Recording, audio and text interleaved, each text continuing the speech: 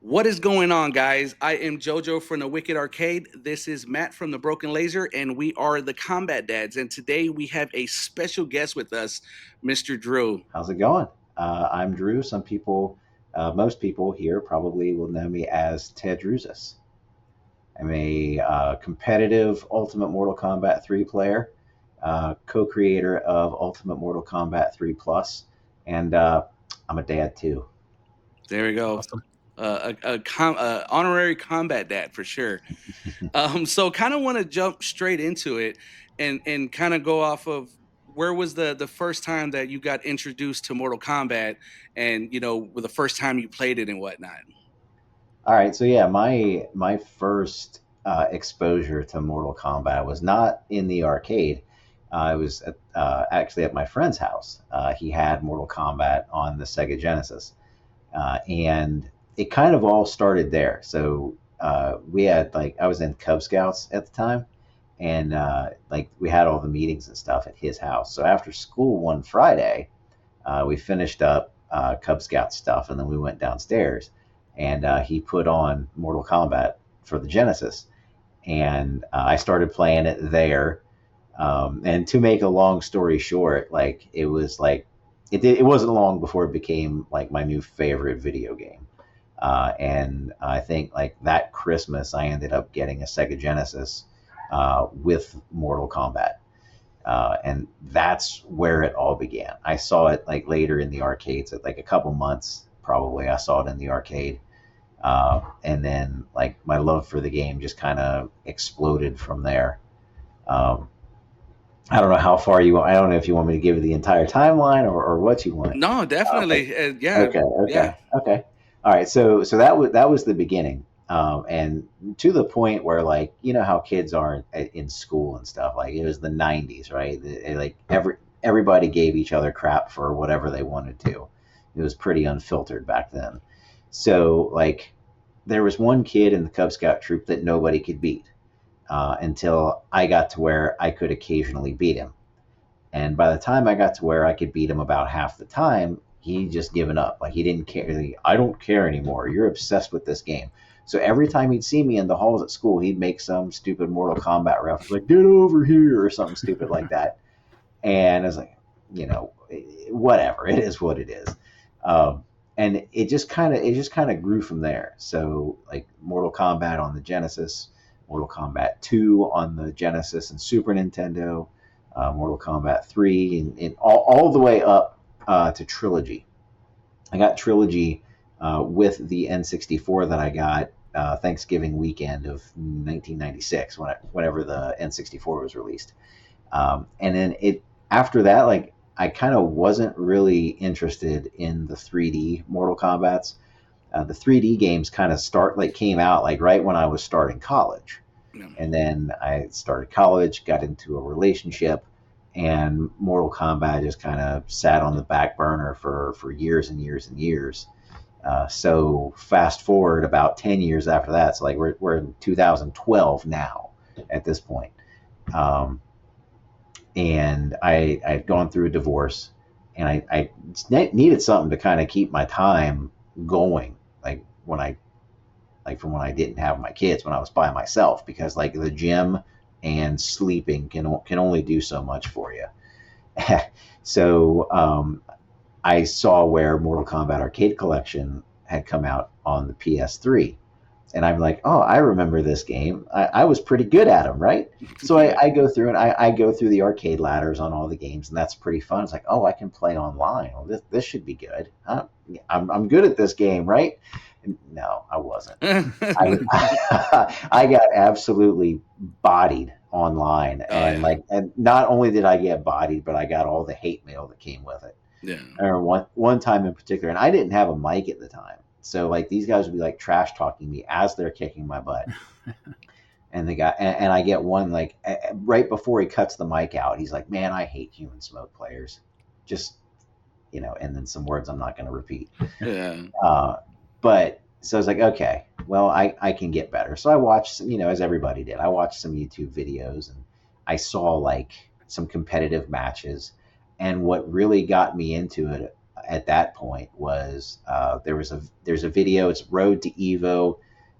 Two guys. One goes by Shock. One goes by Long Island Joe.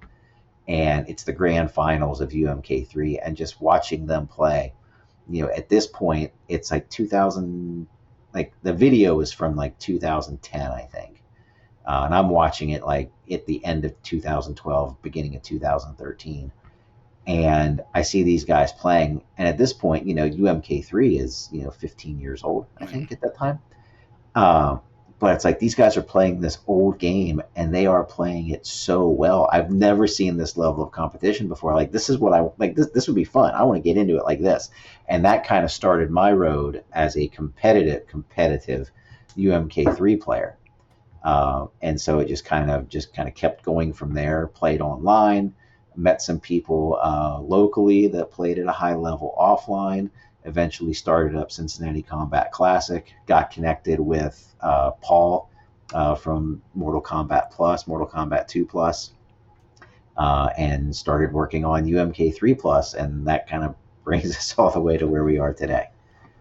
Yeah, Awesome. Yeah. whenever it came out with the arcade collection, God, a lot of people were getting their asses whooped. I remember, yeah, I Oh started yeah, playing it, getting online. I was like, what the heck? Because before on the PS3, before they released the arcade collection, I remember they had Mortal Kombat 2 as a standalone game yep. a couple years before. So I remember I had MK2, and that was my first time ever playing Mortal Kombat Online. And yeah, I remember I was in there getting wrecked, and I was like, Yeah. God, I thought I was good. Yeah, Yeah. yep. That's when I realized that I wasn't as good as I thought I was when the Yeah. arcade collection came. Yeah, because a lot of us grew up, playing, our sister or our brother who, they weren't really too good at it. So of course you were the one beating them. But yeah, once you got to some real competition, it was like, hold on, what are we doing here? Yeah, I Yeah, I always mean, like heck, hearing.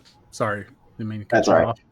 That's okay. I was gonna say I always like hearing people's, how they came to find Mortal Kombat. It's and see how similar those stories are. I was a Cub Scout as well, and our den meetings were right next door to a friend of mine's house, and he had the Sega Genesis port, whereas I only had the Super Nintendo version. So I used to like after every Cub Scout meeting, I would go to his house and play the Sega Genesis version.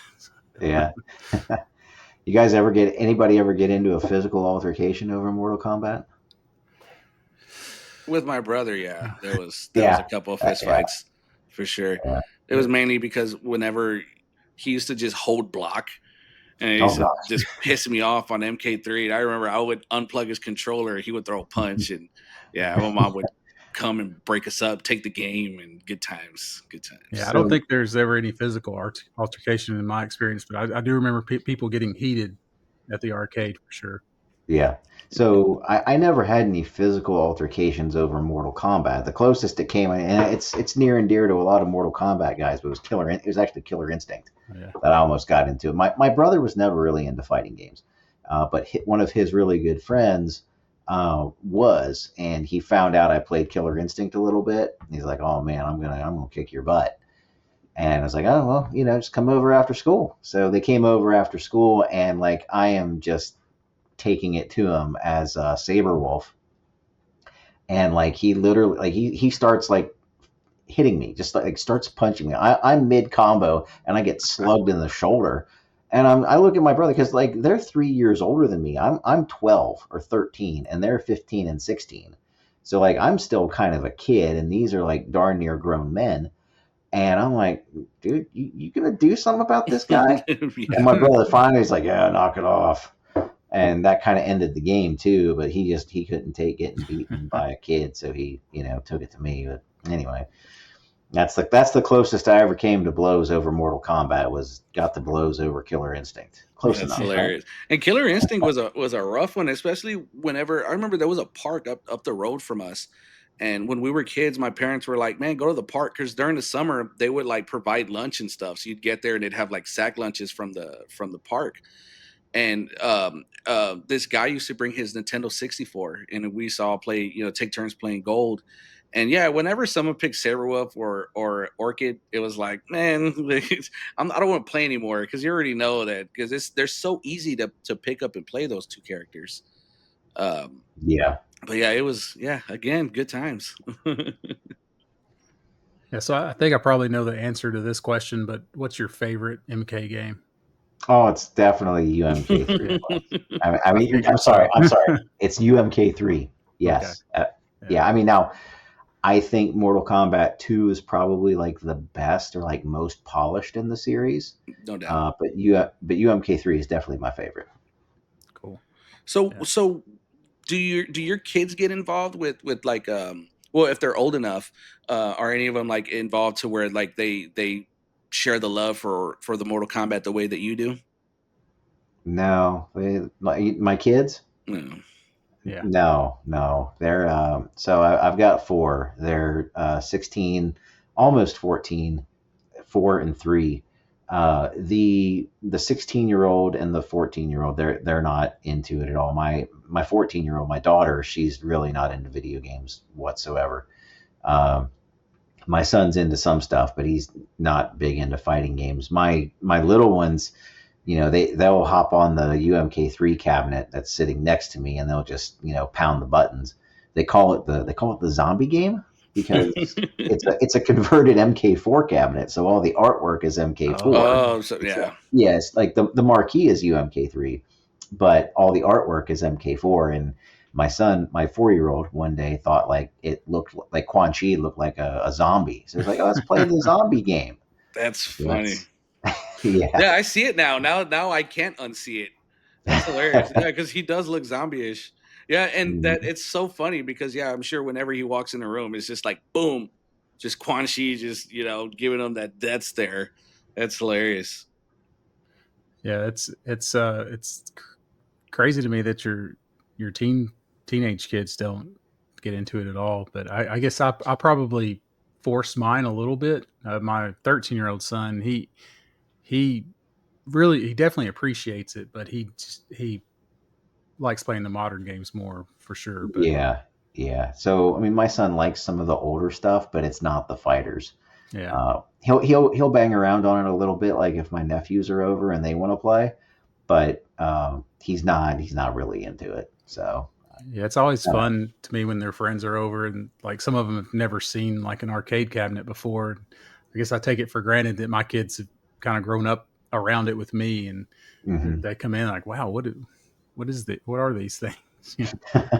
Yeah, Yeah, they freak out whenever my daughter's friends they come over. It's more of like they'll play them for a second, and then but most of the time it's just pictures. But yeah, like they're posting their pictures like as if they're here enjoying them. You know what I mean? But but really they're Yeah. just taking pictures to take pictures. I just like, hey, tag me in that one. Tag the Wicked Arcades. So that's um but besides like the the actual with the game, I know that you have the CKK Mhm. that you also host. So let's I want to kind of get into that a little bit. Okay. So Cincinnati Combat Classic (CKK) started back in 2016. I had been holding some online events, not getting many players, just like it was like based out of like on Test Your Might's UMK3 forum. I would get some PS3 stuff together, and people would, I mean, they could upload, like record and upload if they wanted to. This was like 2014, so or 2014, 2015. So it wasn't like there was a whole lot of options. Like streaming wasn't as big as it is now back then. So, people would like upload and report their scores and stuff like that. But one person said to me, he's like, you're running this on a terrible platform because the PlayStation 3 version of MK Arcade Collection is like objectively the worst port of all of those. And you're not getting many good players, and offline is garbage anyway, which to an extent back then it definitely was. Why don't you bring some people? Why don't you try to hold a local tournament? So, well, okay. So, and of course, like it sounds easy, but you have to like coordinate stuff and get sponsors. And I hate asking for any money from anybody for anything, let alone like a video game tournament. But fortunately, Jesse, who owns Arcade Legacy around here in Cincinnati, was really cool. He's like, you can use the streaming equipment, bring your computers, and we ran it on MAME. You know, do all that, and you can have everybody here. So okay, so we did that. It was a modest turnout. We had 12, I think. No, we had 13, and it was UMK3, and that was it. We played some casuals on MK Trilogy afterwards, um, but we had 13 back in 2016, and then it kind of grew every year, of course. And then the pandemic hit, and we didn't have a 2020 tournament. We had a small turnout in 2021. 2022 we didn't have it because I didn't want to have the events 6 months apart. 2023 it came back a little bit more. 2024 it was great. Last year we had a really good turnout. We added games every year, but what's I think the coolest part about it is like we have all the classics now. We have UMK3. We run a doubles tournament, like UMK3 2v2, and then we run Trilogy on N64, and then we also run 1 and 2 on cabinet. Last year we did MK9 and MK4, which the turnout wasn't great for that, so I'm not going to do that again. But we've had great numbers every year. People have sponsored it. I know Jojo, you have, and that's always great. Mike from your MK Arcade Source, he's been a big sponsor the past couple years as well. So awesome to see that, because people actually want to see it, and the stream numbers grow every year as well, which blows my mind, because it's just like I don't have like a big paid staff like some of these crews do. It's like I'm bringing in my equipment and doing my best, and like it's crazy to me that like people come in from all over the country to play this game, but they do, and it's a great time every year, man. Yeah, I bet. I bet the feeling gets overwhelming with, how many, like you said, that people come from all over just to be a part of this. And definitely we will be sponsoring for this year's for sure from the Combat Dads. So we're definitely looking forward to that for sure. Oh, Yeah, and awesome. Cincinnati's not too awfully far from me, so I definitely Oh, try to okay. make. I know. I think it was 2024. So I had wanted to come, but it just didn't work out. But yeah, it sounds awesome. Yeah, it's first weekend in October this year. Okay. Been doing it in April, but it's actually easier for everybody, myself included, to move it back 6 months to October. But it's really cool because, hold on, let me pull my calendar up. This is really cool. October. So the tournament will be October 4th and 5th this year. And what's really cool is UMK3 will be 30 years released in the arcades on Nice. October 6th. Nice. So like it's almost like we're getting like an anniversary tournament Yeah. in for 30 years. Definitely. Yeah, and it's a lot cooler in October than having it in April. Well, at least Yeah. down here in Yeah. Texas, it gets April. By April, we're already in the hundreds in April. Yeah. Yeah, April up here in Cincinnati, it could be 80 degrees, it could be 40 degrees. And it's you just roll the dice on what it's going to be. Yeah. Yep. Yep. Same here in Kentucky. So let's jump back a little bit to UMK3 Plus. You talked a bit about this, initially, with your introduction, but what ultimately inspired you to take on that project and just to actually get into the code and kind of reverse engineer that?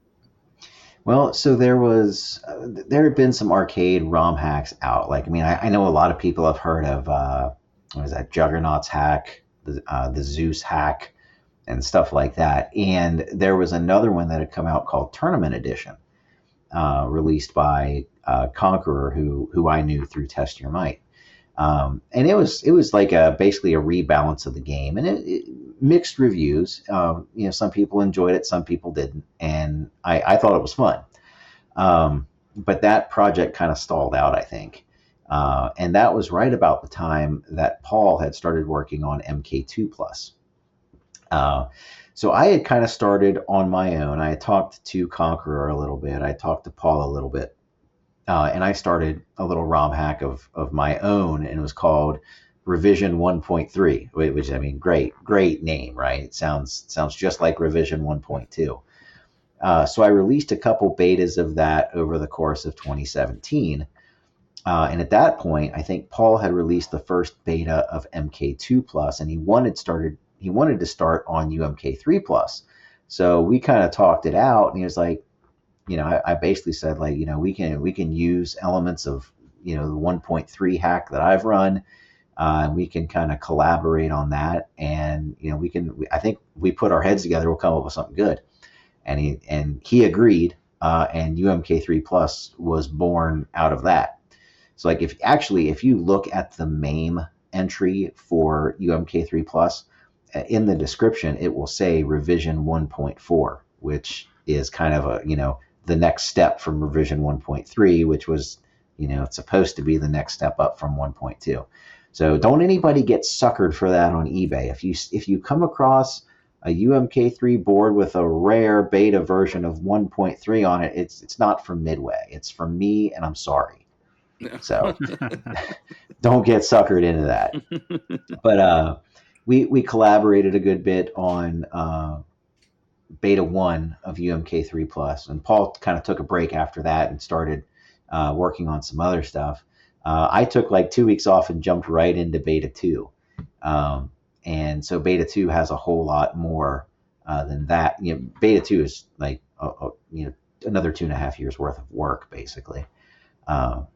But for me, what got me into it was like I enjoyed the game a lot, and seeing people have access to and be able to do ROM hacks kind of got me like, hey, this would be kind of cool to try to stay within like the spirit of the arcade days while kind of providing some quality of life updates, Yeah. which sounds very cold and machine built on the surface.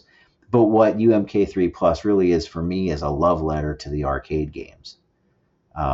Just because what UMK3 especially, but what the classic Mortal Kombat games mean to me. I came into it in my childhood and revisited it, and I don't want to say like it changed my life, but it kind of did alter my path a bit in a good way later on as an adult. So that's kind of the path I took to UMK3 Plus. Yeah, and, That's and awesome. the amount of work that y'all have done to that game, it's just insane. Would y'all consider MK2 Plus completely done, or will there be like work more on our MK2 Plus? That's a good question. So for MK2 Plus, I was really just a tester. Um, I don't have any code in the game. It was just kind of, you know, knowing the game as far as gameplay goes. I'm not as high level at MK2 as I am UMK3, but I do have kind of a high level play experience enough to be able to play test and report back like, hey, tag mode is awesome, but I really don't know if 1500% combos are going to go over that well. Yeah. Like you could literally go take a whiz while you're being comboed to death. I just don't think anybody's going to really enjoy that. So like hit limits, and if you've been knocked around in the air, Scorpion and Sub Zero are not going to be able to repeatedly freeze you and spear you and tag in and out and all this stuff. So that's kind of where my experience with MK2 came in, or MK2 Plus came in, was with a lot of the testing aspects of it. Yeah. So as far as that goes, I can't speak for Paul as far as future plans for MK2 Plus. I don't know that he's done with it, but I can't say for sure. I know there are I think there are some things that he wants to improve on, but again, I'm not an authority on that. I hope it's not done, but we'll see. Yeah. Yeah, because even like the way it is, it feels like it's great the way it is. Like there's Oh so yeah. much Yeah. in that game that he just jam packed in there, and it's so mind blowing and nice that y'all are able to do it and then still be able to put it on the ROMs to be on the actual cabinets, Hmm. to where, Yeah. like you said, it brings more life to the game. and stuff like that. Because when you think that, oh, this game can't get any better, now MK2 has a tag mode and Yeah, and stuff like that. So that's I love the survival mode. I'm not yeah, good at it, but it's very fun to play for sure. yeah. Oh Yeah, yeah. definitely. And I'm such a purist at heart that I hesitated a long time before I upgraded my ROMs to the plus versions. And when I did it, I was super glad I did, because they're definitely like a big improvement, to the original, but it still keeps the game's original. They still have the original feel, and I definitely appreciate the work you guys have done. I'm curious how did you go about just understanding the architecture of the game? How did you get into actual, you know, getting into the code? Like, did you have any previous experience in doing that with? No, no, no experience at all. Like I work in technology, but I'm not a programmer. I basically kind of hacked, no pun intended, hacked my way through learning assembly so that I could hack, and it was very much a learn as you go kind of thing. I mean, I basically taught myself assembly in order to work through the game. And there's still times I'll look at the code and like after 45 minutes of trying to hunt down a bug, it's like, like Yeah. I feel like I just took two Benadryl an hour ago and I'm ready to go to sleep. Uh, but yeah, so a lot of trial and error at first, and as I got better at it, as Paul got better at it, Abystus is also a ROM hacker who is kind of like the godfather of the whole MK Plus thing, because he kind of showed Paul the ropes when Paul started, and Abystus showed me a lot of stuff too, and he had a lot of the several of the development tools that we use he created. So, big shout out goes out to Abystus for that as well. Um, but yeah, that's no prior experience, just kind of knowing, like, hey, there's a bug, let's fix it. And it's like, okay, so where do we start? And it just kind of went from there. That's amazing. So what was whenever you decided to say, okay, I'm gonna do UMK3, what was your like initial goal? Or like was there a point that you were playing it and you were like, okay, this can be fixed, or I wish this didn't happen, or there's a glitch that they just never finished. Mhm.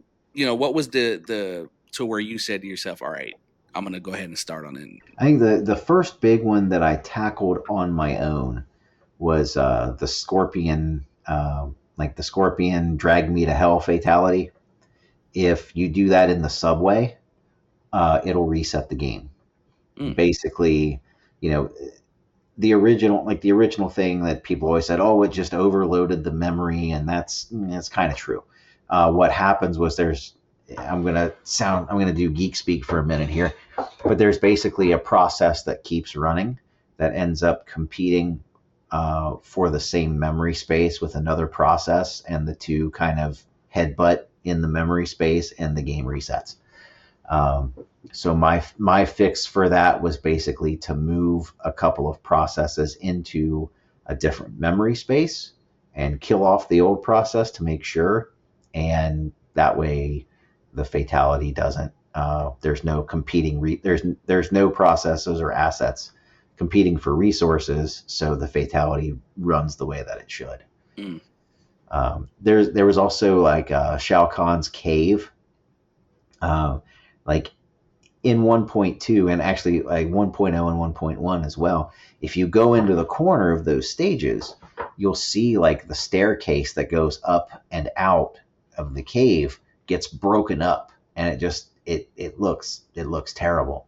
um, and so like fixing that, like that was another fix uh, that was one of the other fixes that I did kind of on my own when I was learning. There's a compendium, like the change log is just this compendium of different changes, fixes, and enhancements.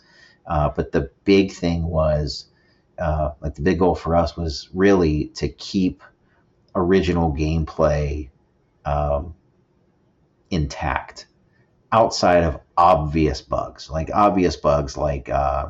if human smoke or not human smoke, if robots smoke, air throws, or actually anybody air throws like Ermac right when he does a teleport, because he goes invisible when he does his teleport punch until he comes out the other side. But if Smoke or Jax or whoever, not Jax actually, but either Smoke or Scorpion grabs him and air throws him right as he starts the move, he stays invisible until he gets hit again. And that shouldn't happen because he's been hit. He should come back visible. So that was a big fix. Um, and then so there's some disparity between player 1 and player 2 sector. Player 1 sector can throw the homing missiles and then throw the dumb missiles out as well. And so a fix for that was getting to where player 2 can also do it. And that's actually a shout out to Conqueror, because he was the one that really came up with that fix. Same thing with player 2 Jax not being able to charge for a ground pound when he does, and be able to do a dash punch while he's charging for it. So Yeah, and that's crazy that y'all are that like all of these stuff. Like I've never even noticed them. Like how you're saying about the charge for Jax's.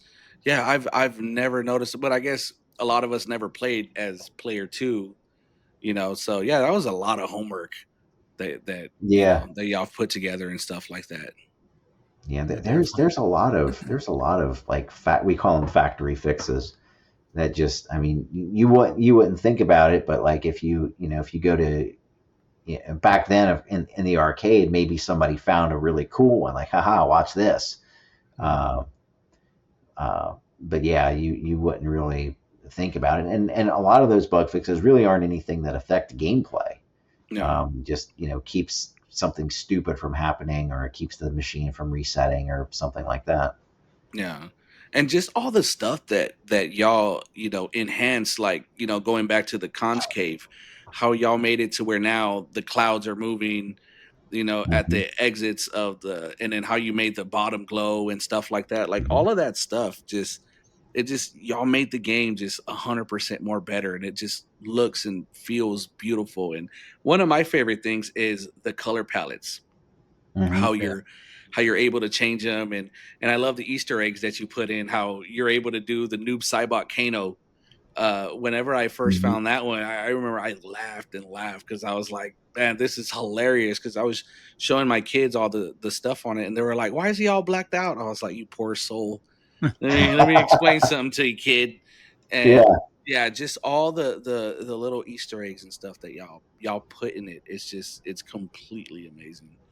Yeah, and that kind of leads me into what I wanted to ask next. Like, did when you got into the code, did anything stand out? Like, did you find a lot of like unused assets that you could bring in? Oh yeah. Yeah.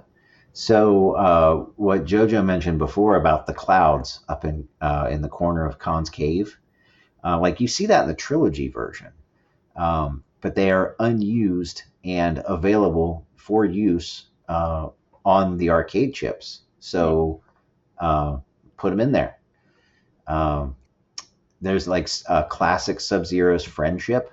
He doesn't have it in UMK3. He has it in Trilogy, but all the sprites were there in UMK3, like they're on the graphics chips. They're referenced in the program ROMs. So like just program the move to work with like the sprite creation routine and all that stuff, and he's got a friendship move.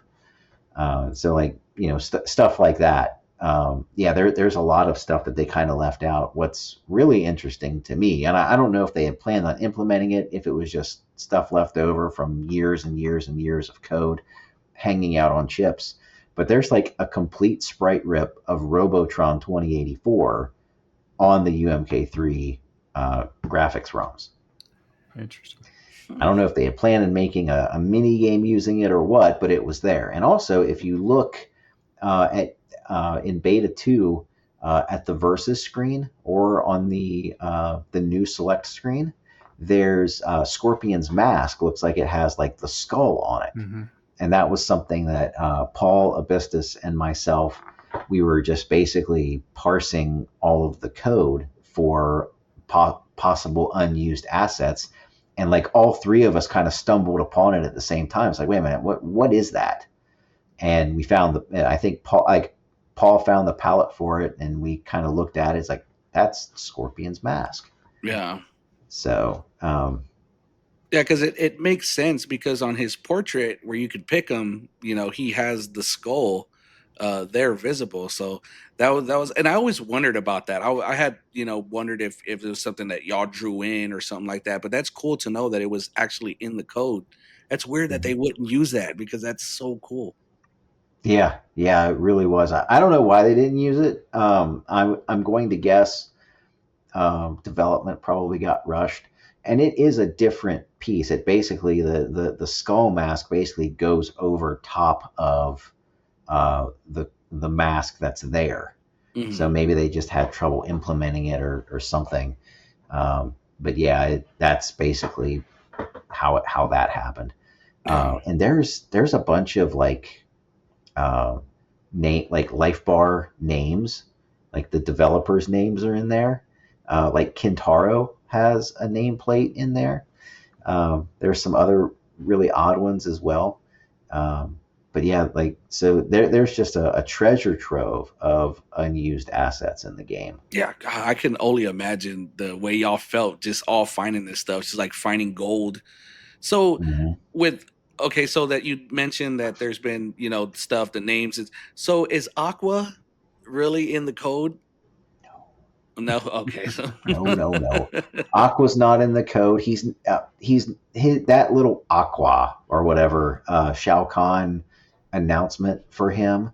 It's not even on the CDs for MK Trilogy. It was all just like an urban legend, and like Mandela effect type thing. I have the PS1 version, and I have the trilogy version, both on, like, I have the disc versions, and I have the N64 cartridge, and that sound clip is not anywhere to be found.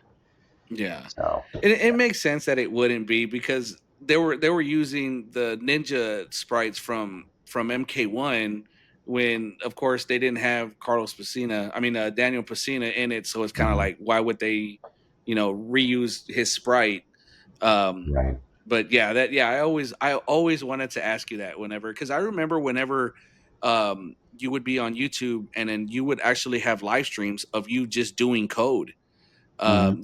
and just, I remember I would sit down, or I'd be laying down in bed, and just watching it, because it was so interesting, but yet so confusing. um because with me looking at it through my phone, all I see is numbers and pound signs and question marks, and you know what I Yeah. mean, like, I don't know what Yeah. I'm looking at here. It's like I'm reading Chinese versus, and then you make it look so effortless, because you're like, oh, okay, well, let me just, you hear you're typing, all right, let's do it, and then you'll reset it, and then it works, and it's like, how is he doing this? What is this wizardry going on here? So what's really neat is there are some sound clips on the audio chips that did not get used. One of them is Shao Kahn saying Frosty, which that got worked in as an Easter egg for Unmasked Sub Zero's ice breath fatality. If you hold down after you do the ice breath fatality, Shao Kahn will say Frosty, uh, Nice. which is pretty cool. The other thing that's on the chip, and it basically birthed the idea of, like, let's put brutalities in here. Uh, was Shao Kahn has a voice clip on the audio chips in the game that say brutality. Hmm. So it's like, it's there, might as well do something with it. Yeah. So for beta one, Paul put in all the brutalities, like the MK trilogy, 10 or 11 button inputs, and beat them to death and they explode. Um, I put in, and I didn't, like, this was not published at all for beta one. Of course, people found it, like, dude, what's this? This crazy thing happened.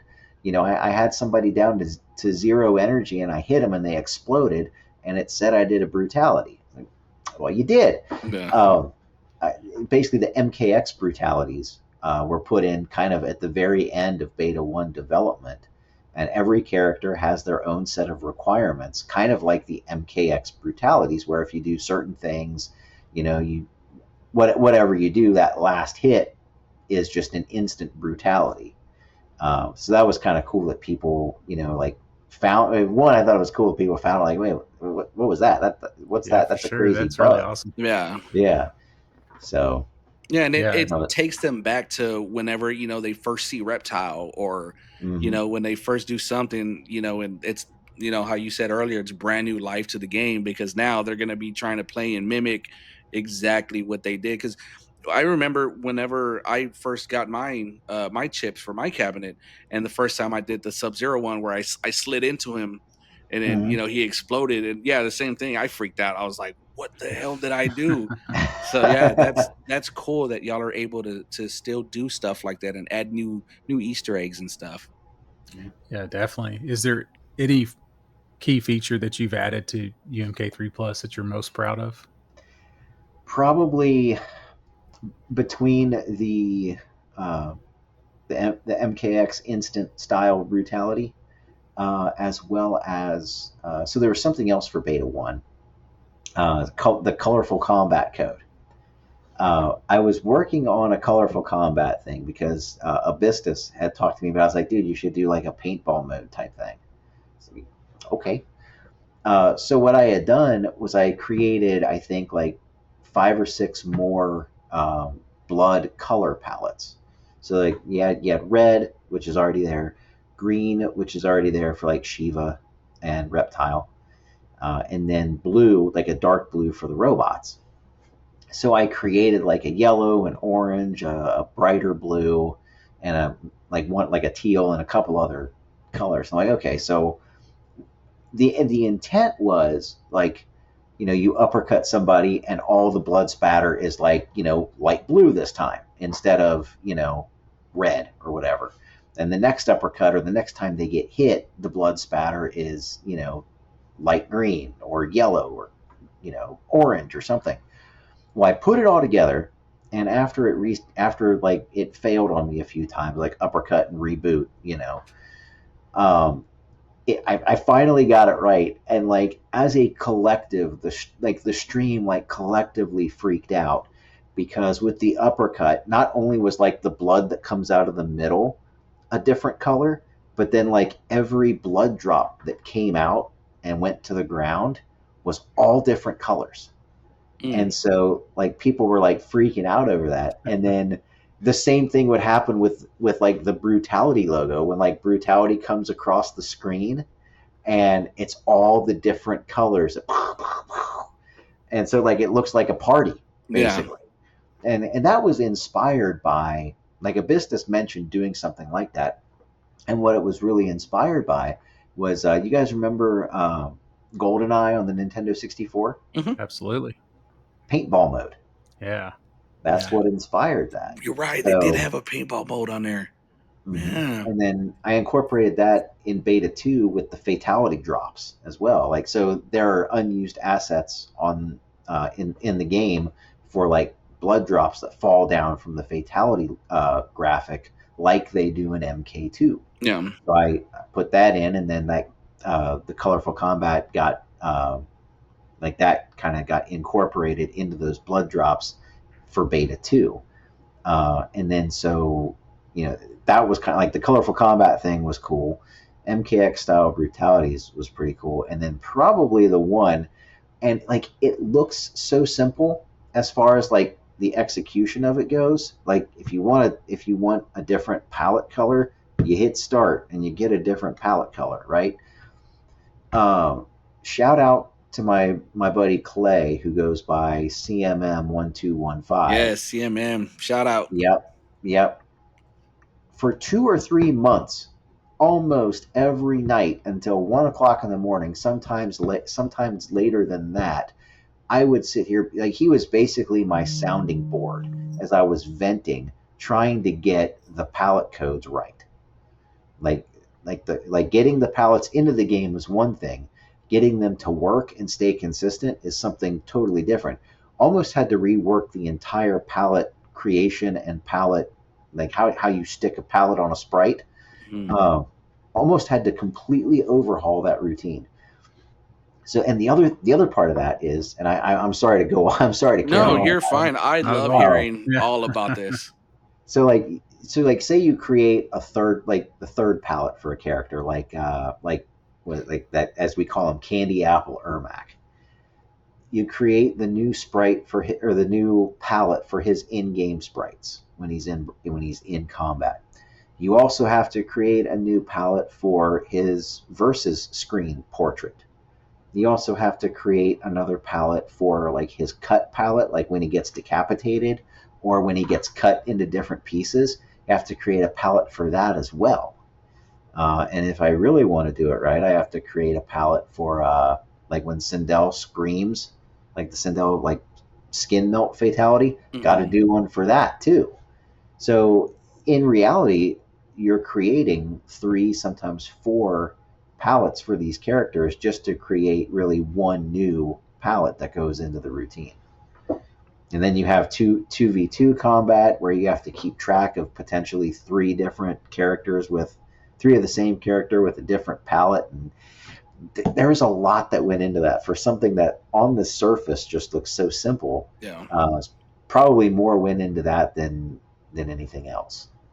Yeah, and yeah, just and I love the 2v2, and I love how y'all didn't make it like Street Fighter to where whenever you press for your player to come in, they come in and they hit you, get that free shot or something like that. It's nice whenever they just, jump in and they're ready to go. Yeah. Um so with was that something that you wanted to do like off the rip was all right, we got to do a 2v2, or was it just later on down the line it's like, hey, we should throw this mode in and stuff like that? Yeah, so as far as tag mode goes, Paul implemented that with MK2 Plus, and then he ported that work into UMK3 Plus, and there was very little to improve upon with that for Beta 2. So Beta 1 was a fairly even collaboration between me and Paul. I probably spent a little more time with it than he did, but not by much. Very much a collaborative effort. Beta 2 was my work, and anything that I wanted to change that he had done, I went to him. I was like, hey, this probably could be improved or updated, and every time he was like, oh yeah, that's fine, go for it, have at it. And one of them was like the process ID is like the same, like for a character to fall over and the next character to come in tag mode when one of them got down to 0 health was the same process ID, I think, as the timer. So you could actually sit there and slow punch somebody in the corner, and the timer never go down, and you just do it for as long as you wanted with no consequence. So I fixed that. And then there were some moves that probably there were some moves that could cause, like, you could tag out or tag in the middle of those moves, Mm. and it probably shouldn't have been that way, and probably just something that we overlooked in testing, and that got updated. Something like that would get updated. Yeah. um, I implemented random select for the new character select screen, and that was another one that took more work than you might think. It wasn't just like copying the random select routine that's out there for the original select screen. There was actually a lot of other moving parts for that. Yeah, I love the updated select screen. I keep mine on that updated select screen. I just love the way that it looks with the characters, and I can understand how you say it takes a lot of work because when you have it on that select screen and you hit random, those players are just coming in and out. So I can imagine that it takes up a lot of. I guess, does it take memory whenever it does something like that? Um, it's more so there's more assets kind of flying around on the screen. Like the versus portraits are typically like five or six sprite segments for each character to make up what looks like one sprite. Hmm. So you got to keep track of all these different assets on the screen, move them in and out the same speed, make sure they kind of fall into the same place. So yeah, there was a bit more work behind that. The part that I took care of with that was with the palette routine, like you have to, as odd as it sounds, you go to hit the start button to change the palette. Um, and it was working sometimes, but then it was crashing other times. What's causing this? And it was because as the character was going out and as the new character was coming in, it was trying to apply a couple of different palettes to assets that it didn't know what to do with. So the game was like freaking out and rebooted.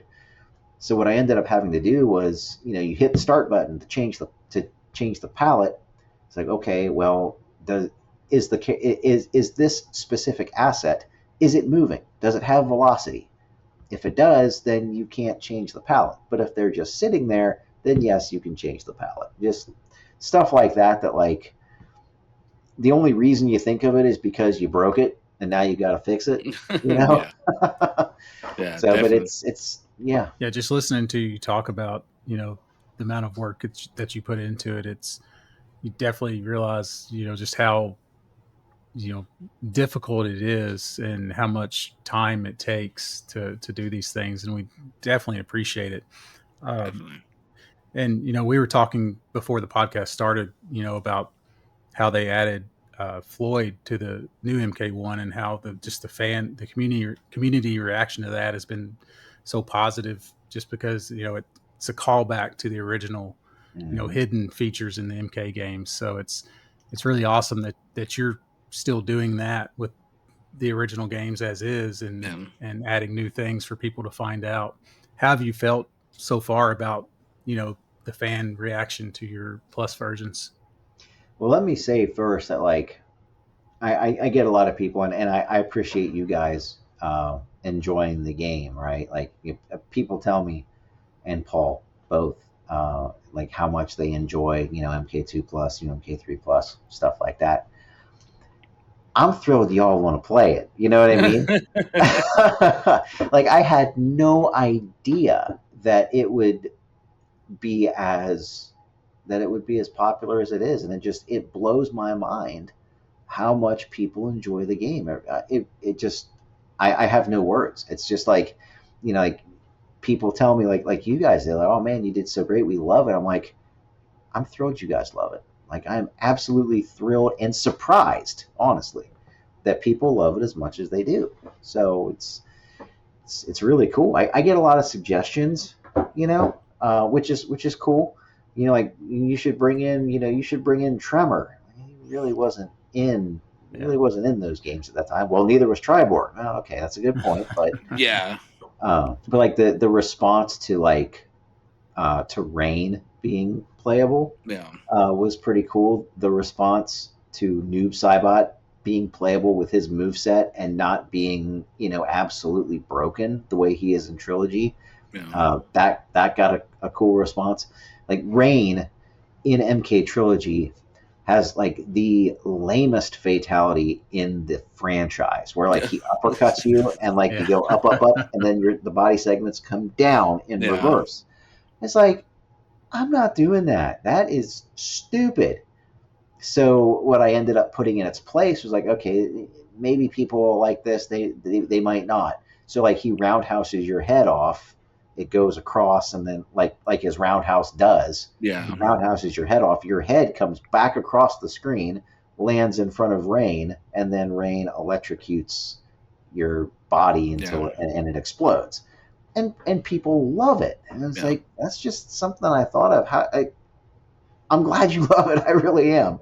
Like it's crazy that this many people enjoy the game. Really. Yeah, and it just says something about how timeless the games are, Oh yeah. even in their current stage, and then the fact that you can come in and add new things to it and make it better and more enjoyable, and new things to find out. It's just really incredible. I can't recommend it enough, Yeah. for MK fans. For sure. And, Yeah. and The that work y'all did to it is amazing, to where I made my cabinet completely dedicated to yeah. UMK3 Plus. We custom marquee, custom site art. We worked together on the bezel to add all the updates on the bezel. And yeah, it's just, yeah, what y'all did is amazing for sure. Yeah, my favorite, when JoJo was doing his playthroughs on MK3 Plus, and he picked Noob Saibot, and just hearing It's official. You suck every time. Yeah. Yeah. I mean, that's left over from MK3 and UMK3. Yeah. I didn't see a reason to change it, but I mean, really, um, it just came down to like we wanted to, keep it in the spirit of the arcade days, but at the same time do something that like maybe they would have added this in if they weren't so if Mhm. the production wasn't so rushed. Yeah. I'm sure they would have fixed the scorpion fatality and the subway bug. You know, Yeah. Yeah. For sure. there's other things that like classic Sub Zero would have had his friendship. Ermac would have had his animality. Stuff like that. Like just things that you could tell were. It's not that the developers were lazy. It's not that the developers just phoned it in and called it a day. Um, you could tell that production on some of this stuff was rushed, Yeah. and just to have it in there, it's like you know, thanks. Yeah. They thought of it. And it's as much of a thank you to them as it is a love letter to the games in general. Yeah, for sure. Yeah. Yeah, And and all the little stuff that you polish that, like another thing that I never noticed in the game was that you fixed is whenever the ninjas are walking, how their body kind of like detaches a little bit as Oh they're yeah. walking, and just the stuff that you fix off of that, and it definitely goes appreciated that there's little stuff like that that you still take the time to go back and okay, let's just kind of fix this a little bit. It's kind of like you're leaving no stone unturned whenever it comes to making this. So out of all like the Easter eggs and with adding Triborg, and then with how you can get like the Pedro and stuff like that, Mm. which is your favorite that you've done or put in the game that you were like, this is right here is you know what I do it for? Oh man. Hmm. My Oh man, I don't know. That's a good question. So there's one, and this is gonna sound bad, but there are some things that I've done that like I've kind of forgotten about. Like so, Kano has like the skull rip fatality, or as I like as we call it, osteoporosis. um, there are a couple sprites that look like robot skeletons. Hmm. And I mean, like, I can see why they're left out of the game because they look terrible. It just doesn't look that great. But I couldn't leave that one alone. So if you do osteoporosis on one of the robots and you hold a certain combination, Kano will pull out the robot skull. oh, That is Or very amazing. cool. the robot Yeah. body. Yeah. And then there's another couple that, and this one was a suggestion from one of my friends. Shout out to Master. He goes by Master of My Universe. Yep. Um, the brutalities, if you hold certain button combinations towards the end of the brutality, instead of them just being uppercut and exploding right then and there, they'll either go way up and then come down and explode, or they'll go up like with their ghost or their shadow, Yeah. and then come down and explode. Um, so that um, some of the implemented combat codes. I mean, colorful combat, one of my favorites. Triborg, one of my favorites. Bringing Rain in and him being as popular as he is, uh, definitely one of my favorites.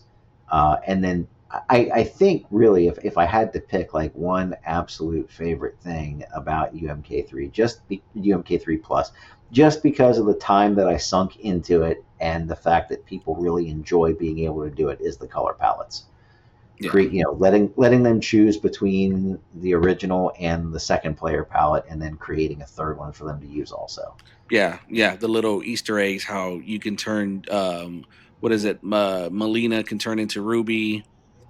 Jade can Yeah, be Tanya, of course. Yeah, how we said earlier, you have Pedro and stuff like that. So, yeah, it's amazing. It is Have definitely and amazing. Melina is Scarlet. You notice she's got the yeah. what is that called? There we go. Yeah, I said ruby, but Yeah, yeah, it was scarlet. yeah. Her skin tone is a little like uh, hema, hemochromatosis, I think is what it's called. And you got a little extra iron, a little too Hmm. much iron content in your body, so your skin it kind of becomes a different color because like she's all like blood and stuff. That's why. Yeah. Nice. Yeah, See, just and those then little Easter eggs. yeah, like Scorpion, people sometimes don't make the connection on Scorpion's third palette, that like blue gray kind of. It's like, well, that looks like smoke, and I try to differentiate it enough, but it's his MK4 Yeah, alternate. his alternate. Yeah.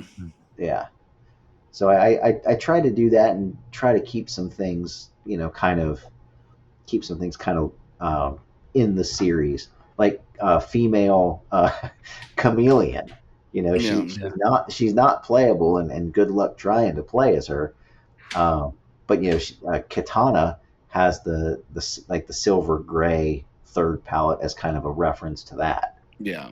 Cool. Yeah, and there's just so many. Yeah, and the list can go on and on and on of all the references. And it's so cool that even though you know how like you can even pick Triborg and then you can still have multiple colors for Triborg as well versus just, the yeah, so yeah, all of the stuff that y'all put in there. It's so with that being said, with so much that y'all put into the game, do y'all have to delete anything out of the code in order to fit that in there? To deleting it out, no. We so in MK3, like you remember the storyboards and stuff in MK3, Hmm. really awesome artwork and stuff like that. That was all removed from. It was removed from UMK3. So we looked very Mhm. few, like there were a couple of like ending graphics that were still in there, but obviously not implemented. I guess my guess is they deleted what they had to, Hmm. or overwrote what they had to, and then other stuff, if it was left in there, it was left in there. So and getting the story mode stuff or the storyboards back in, that was one of the things that Paul did. Instead of in MK3, it was on the program ROMs, so it was on U54 and U63. What Paul did was he moved them over to the graphics ROMs, and so we didn't lose any space by getting that back, because the graphics ROMs, they're 4 and 8 megabytes each, and there's four of them in a bank. But as far as the program ROMs, you're kind of limited on what you can put on them, because I mean graphics take up a whole lot more space than what they get credit for, like the Yeah. sprites themselves. Yeah. So and the audio is the same way. I brought a few audio pieces of audio back from MK3, to kind of help the MK3 storyboard uh, act exactly the way it did in MK3. Yeah. So, did we lose space? No. Did we have to move some things around? Yes. Has there been anything that you've wanted to add that you just couldn't find a way to do it? Um, yes, but I don't really want to talk about it. Okay. Can't I? And yeah. I mean, that's basically what it comes down to. Yeah. I would like the one thing I can talk about. I would like to have an option to play both games, MK3 and UMK3. Ooh. That'd be cool. Yes. Yeah, have MK3 in there, just revision 2.1 as it was, Hmm. and then also have UMK3 Plus on there to play. Yeah. Um, it would take some doing. I think there's enough room left on the program ROMs to do it, but with some of the other stuff, it's hard to say. Yeah. There's a lot of stuff you can do. The possibility, you're basically bound to how much space you have. Yeah. That's Gotcha. man, something like that would be a game changer, especially to, the arcade community. Because I always tell myself, that I want to put an MK3 board in my UMK3 plus, because of course you do have the times where you're like, I want to go back and play vanilla sometimes. Hmm. and to be able to do that and not to have to cough up, $500-600 for another board, Oh yeah. means the world. So yeah, hopefully, elder gods are listening, something like that ends up happening, in the future. Yeah. Have you ever had a chance to talk to the original, creators and developers about your plus versions?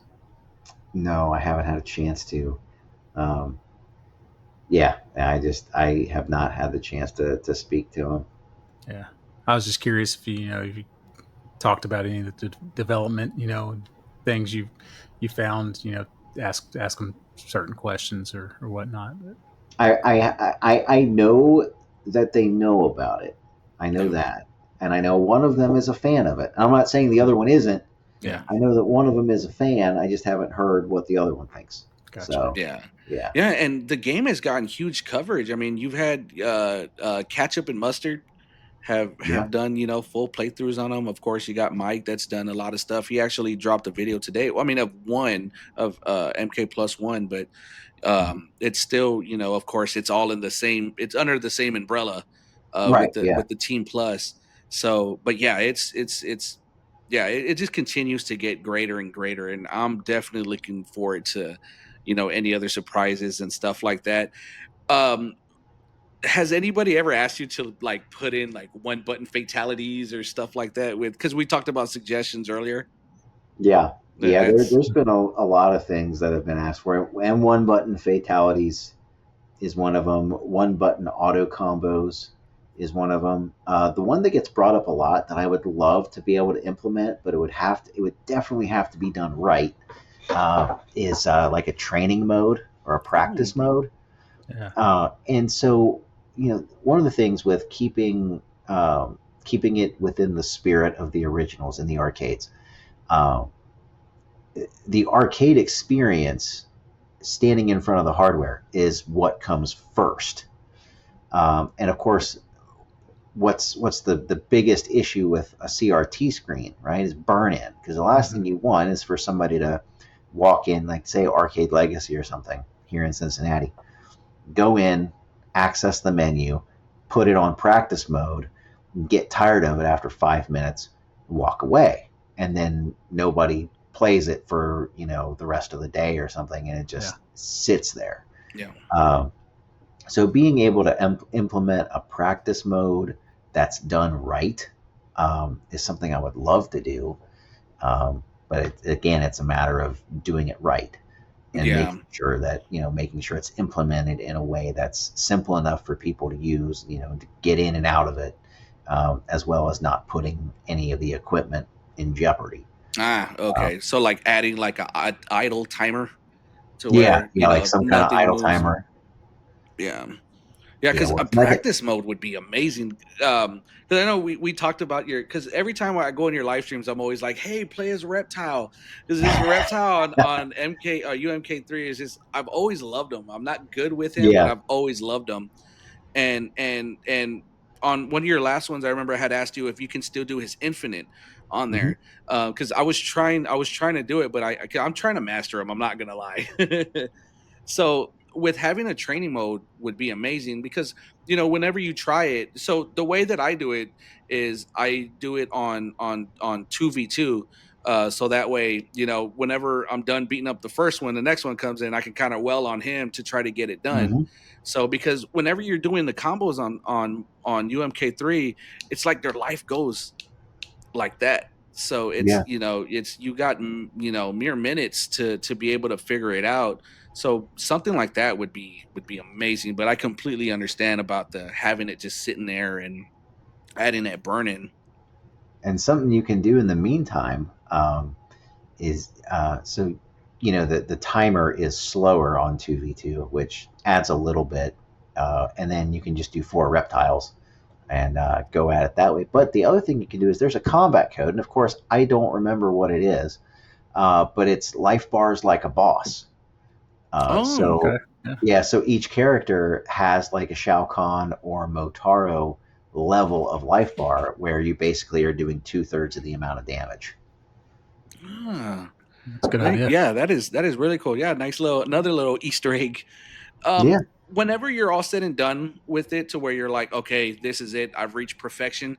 Do you plan on, putting out like a like back in the days when you had the combat codes in a book and stuff like that, of actually putting it all of that up for the public to be able to access, to where we get every single combat code you've made, or any hitting stuff like that?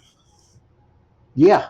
It'll everything like when I'm completely finished with it, I could write a daggone book on on Yeah, everything, like the struggles, the what was cool, some stuff I wanted to do but couldn't, stuff that I put in is like, okay, fine, and stuff that was specifically maybe even targeted at trolling a few people yeah. that got belligerent with me.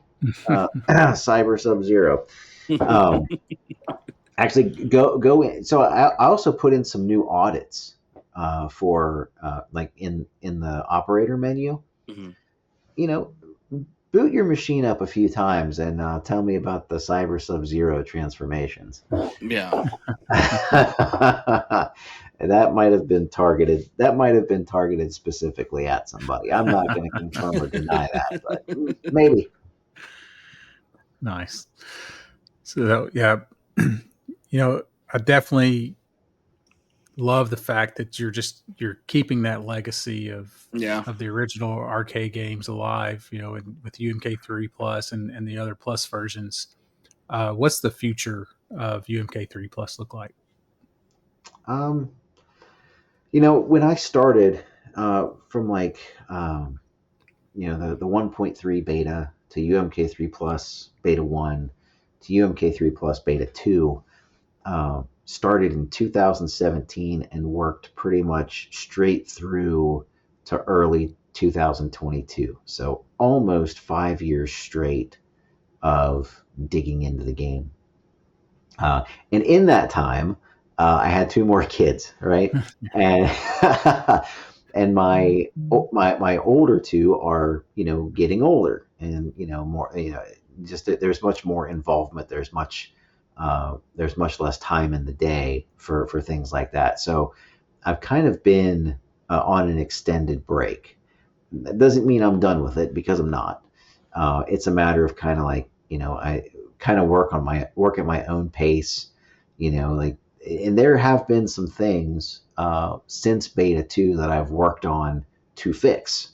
Like, somebody show me something like a couple weeks after release or a couple months after release that's like, oh, okay, well, I'll fix that. And I did.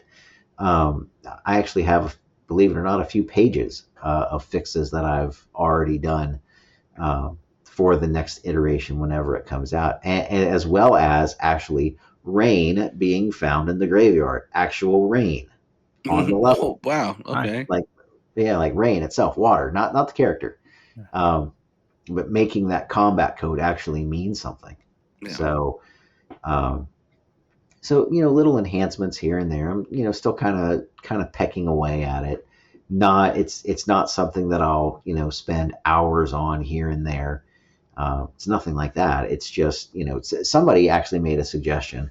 Can you put in or can you disable stage transitions, like when you uppercut somebody into the next level? Yeah. Like, can I? Well, yeah.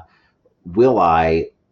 I'll make it an option, right? Because it's not original gameplay. It, Yeah. it, it would be a change to gameplay. So I kind of messed with it. It's like, oh, okay, that's easy enough. Didn't take a whole lot of work to do it. So, like, I also put it in the service menu, like with gameplay options. Do you want to disable stage transitions? Yes. Okay. So you're not going to send somebody through the subway up to the street anymore if you select that option. So, things like that here and there, very slowly working on it. Am I going to have a release date? No, Yeah. not now. Will there be another one? Yes, there will. And like everything else, ROM hacks are free. I don't own the IP. I don't own anything to do with it. Um, it's free. It's my love letter to the game, and you can't put a price on love. Yeah. Definitely. Definitely. Yeah. Now, a question. that I have for you is there a possibility or will there ever be a Mortal Kombat 4 plus? Or is it even possible? That's what we're all Any here for. Everybody's listening and saying this is anything's possible, right? Mhm. Um, um, and there's also the question, just, there's the statement, I guess, just because you can do it, does that mean you should do it? Yeah. As well as it is a whole other architecture. The processor is different. The code that's used in the game is different. Will you see an MK4 Plus from me? No.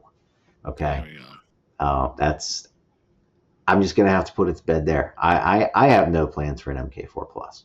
Yeah, So and I can only imagine because the elephant in the room, what's gonna be asked is, can we get Goro?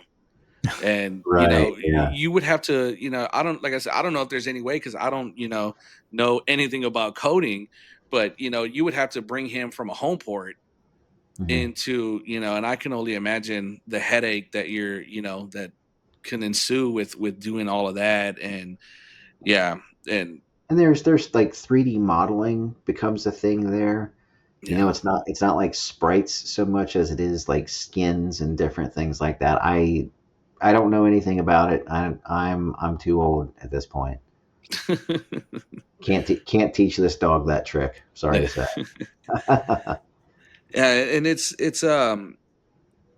with UMK3 plus, whenever you started on it, did you plan on having multiple betas, or were you just planning on doing like a one and done to where, hey, there's not going to be any updates, this is the one and only one that I'm going to do, and here it is.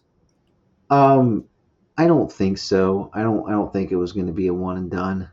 Um, my wife asked me if I was. Like when are you going to be done working on this? Well, but no, I don't think the intent was to only do one. I think the intent was build on one, because there was still going to be other things to fix. There were still and a few things that broke in the process. Nothing major, Yeah, but still maybe a thing or two that we broke in beta one that we needed to fix back for beta two. Um, I can definitely see one more being released, and then some touch ups to that, and then calling it yeah, after that. Because hate to say it this way, but like all good things come to an end, yeah, right? And at some point you do want to move on and move and maybe move to something else. yeah. I love Mortal Kombat. I do. Um, I'm going to be 42 next month. I can't see myself at 55, 60 years old. Hey guys, here's beta 12, Yeah. It's just coming in seasons. yeah. Oh yeah. Yeah. Um, but yeah, so is there going to be one more? I would say probably so. Is there going to be much more than that? I can't guarantee it. Yeah. With the knowledge that you've gained from working on this, have you ever had the thought of maybe making your own game or you know Ooh, something along those lines? I think the fact that I was able to do the ROM hack, um, it kind of does make me want to create a game.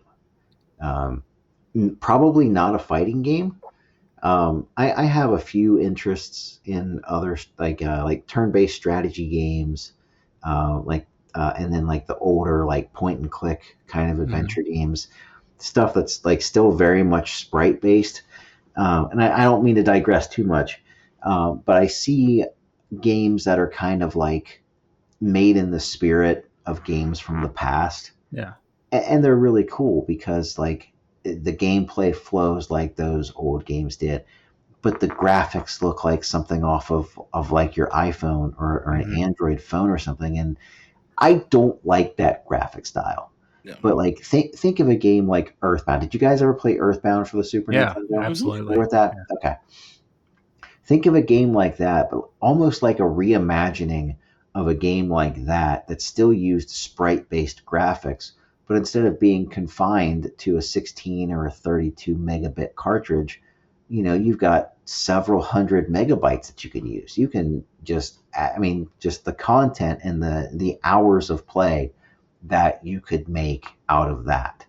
Or Yeah. like the old Sierra point and click adventures, you Mhm. know, the kind of game that you could make, again, just double or triple the amount of hours of gameplay that you could get out of that in the spirit of that kind of gameplay. uh, I would love to do a game like that. A fighting game, they're fun, um, but it's like it's kind of the same thing over and over and over again, Yeah.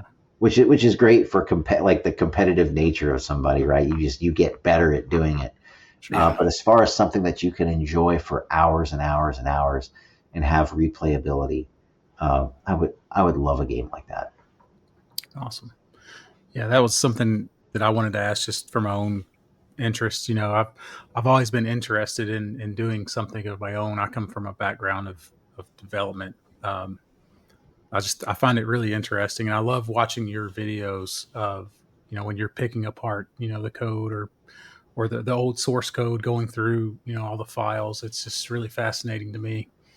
What kind of advice would you give to somebody looking to get into game modding or reverse engineering of the old games? You got to be patient, really, like first and foremost, because it is definitely something that if you're not patient with, you're going to burn out really fast.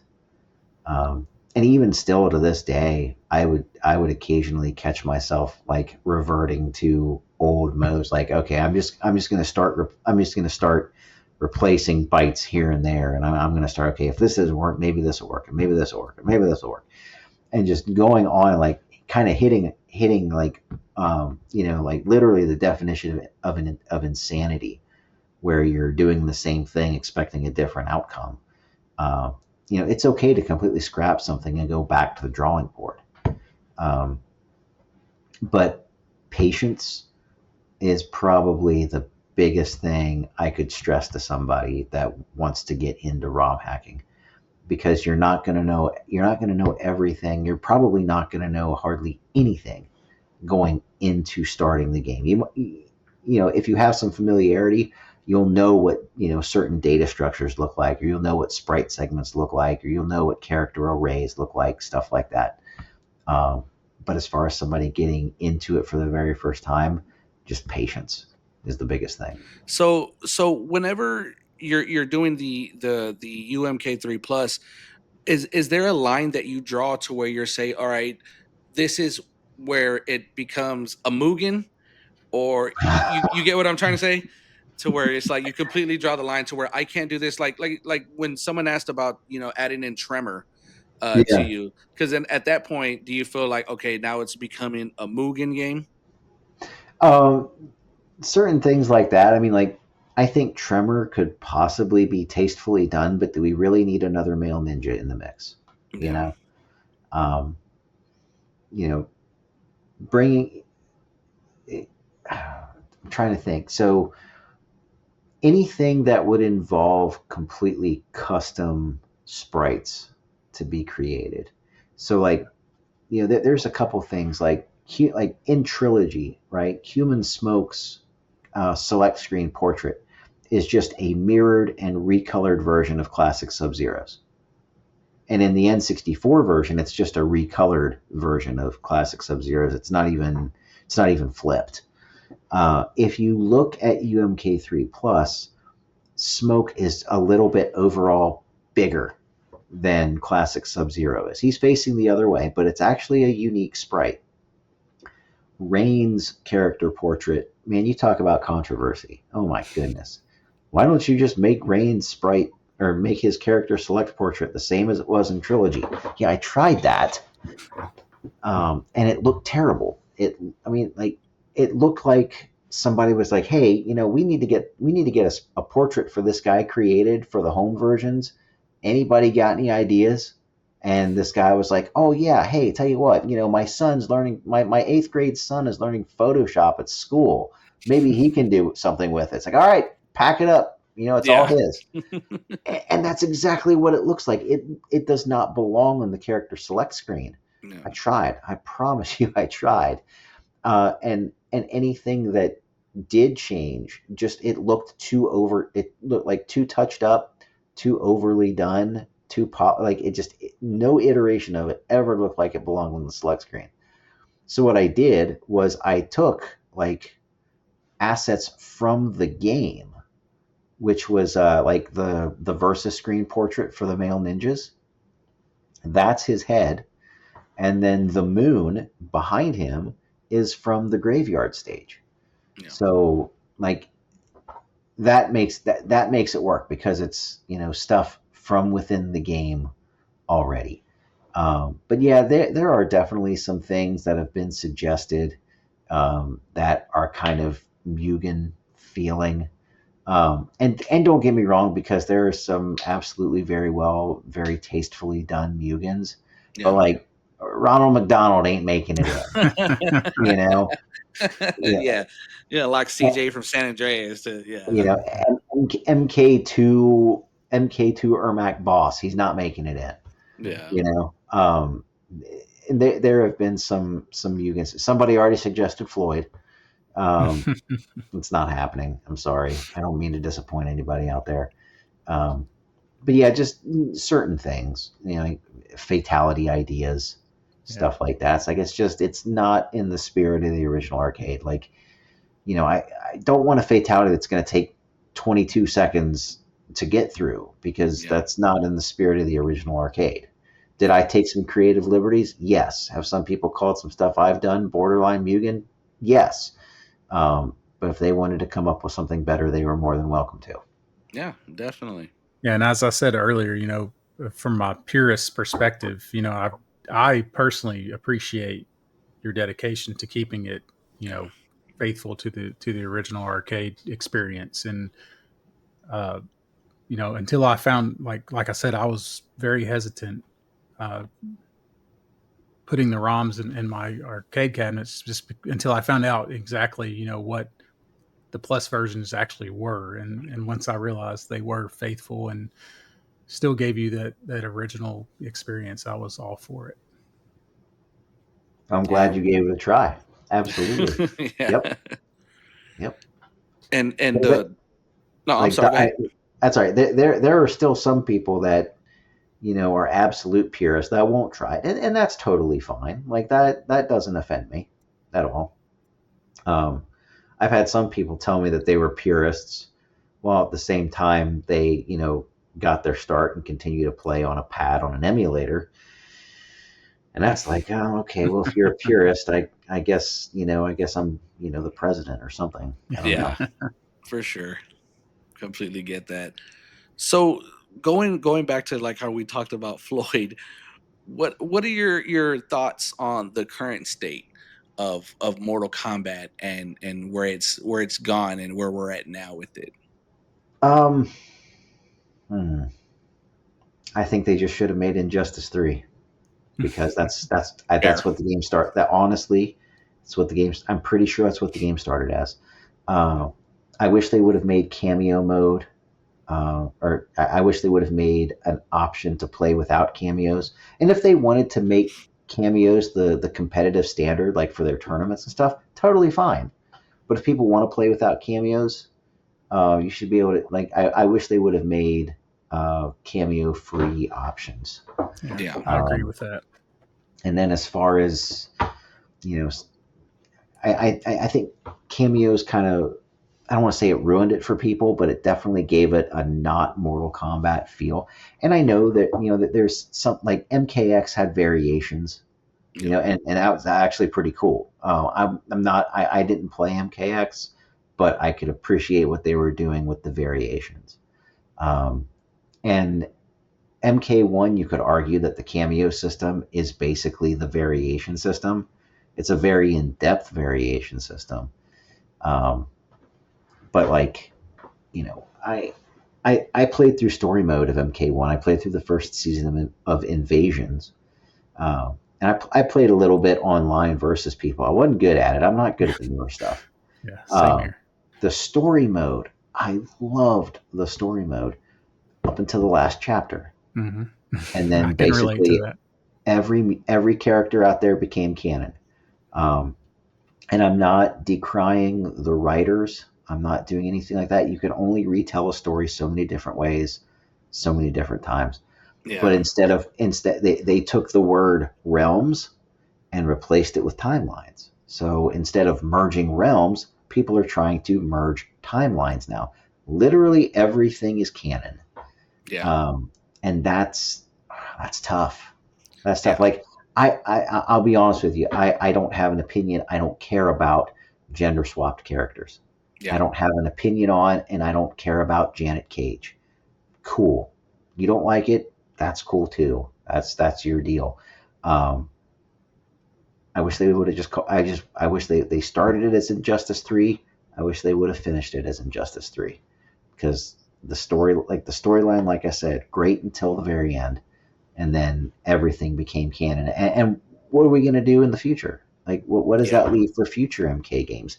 Because now we're going to have, Shang Tsung from this rebooted timeline trying to continually come in and make incursions into the next timeline. Timelines will be merged, timelines will be destroyed. But then this time, I'm going to stop. Yeah, Um, no, the way that they did it is just weird. So, but real quick, so I guess there will be no Janet Cage in the future UMK3 Plus series. I'm not going to say no. That was I'm not gonna say no. Yeah, I'm not gonna say yes either, but I'm not gonna say no. yeah, but it's the way that they've done all the new ones, and this is a couple of things that we touched on when we had Carlos here.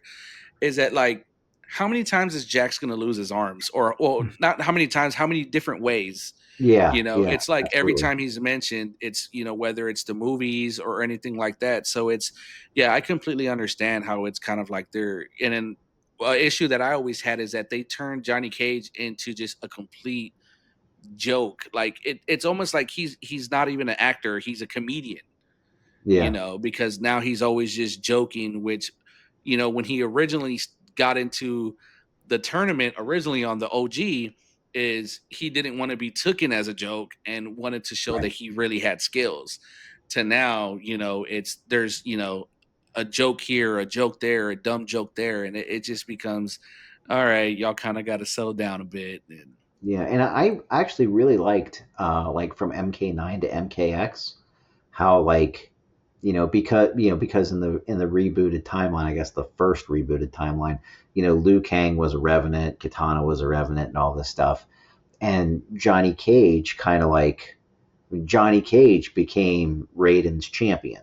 Like yeah, Johnny Cage became the guy to represent Earthbound, wow, to represent Earth Realm in these things. And I liked that. I really liked that side of the story. I like how they explained the glow kick, how he got like the green glow, and how that got yeah, passed down to Cassie. Um, I actually really liked that part of the storytelling. It's not something that they would have thought of 25, 30 years ago. yeah, uh, I really liked that part of it. Like the first two rebooted games, like MK9 and MKX, they were great. MK11, I liked about half the story, and I didn't like about half the story.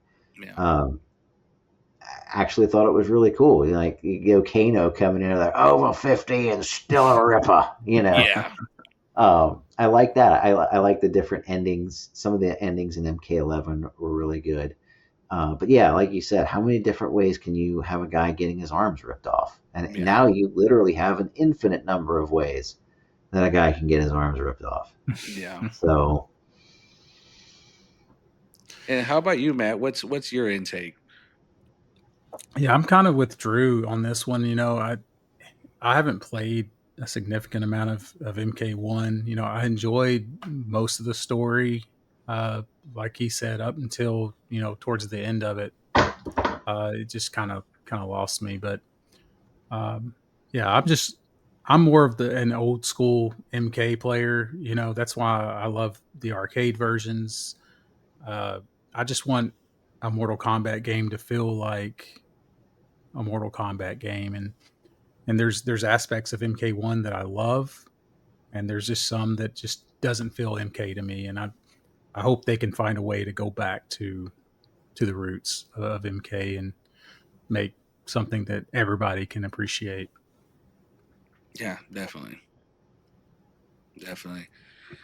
So, but with all that being said, Drew, we really appreciate you taking the time out of your day to hang out with us and answer all the questions that we had and is there any what do you have all the places that where people could find you at, and then also I'll post those links in the description. Yeah, and thanks for having me on. I really appreciate you guys doing this. Like Combat Dads, that's pretty cool, right? Because like a lot of us that were young, that were around for the arcade era. I mean, a lot of us we're dads now, Yeah. you know, and you know we've got kids that some maybe we pass that part of our childhood down to them, maybe we don't, but it's something that we've got, and it's something that we enjoy. It's something, it's common ground. We're in Ohio, Kentucky, Texas, right? Yep. And just a bunch of guys, bunch of different backgrounds, and we've got this franchise of games, this arcade experience that draws us together. Oh yeah. and and that is so cool to me. That is so cool. Like that's the common ground we have, and we'll find a lot more common ground as we go on, but that's the common ground that we start with, and I think that's really cool. So the one place that you guys can find me at is my YouTube channel. There's at youtube.com/TehDrewsus or whatever it is, at, at at TehDrewsus or whatever. And then Twitter is TehDrewsus _MK. Sorry, I miss that one sometimes. TehDrewsus _MK. And that's two places you can find me. My streams, my uploaded content is probably 95% Mortal Kombat. Sometimes you'll find me playing some Heroes of Might and Magic. Sometimes you'll see me speed running some old Sierra Quest for Glory games. Sometimes you'll even find me playing Fortnite. Don't let that one get spread Hey, around though. Okay. yep. But I love yeah, playing Fortnite with the kids. yes, that's actually something that my son and I have bonded over. So I can appreciate that. Definitely. With all that being said, again, thank you so much for everything that you're doing and the contributes that you're putting into this game, and just completely giving more life and fresh air to these games. And we really appreciate everything you're doing. It's definitely not going unnoticed. But with all that being Definitely. said, guys, we appreciate all of y'all for watching. And again, please do not forget to follow all of the places where Drew mentioned. They will all be in the description below. Again, we are the Combat Dads. We appreciate y'all for watching, and we will see y'all on the next one. Thank you. Thanks, guys.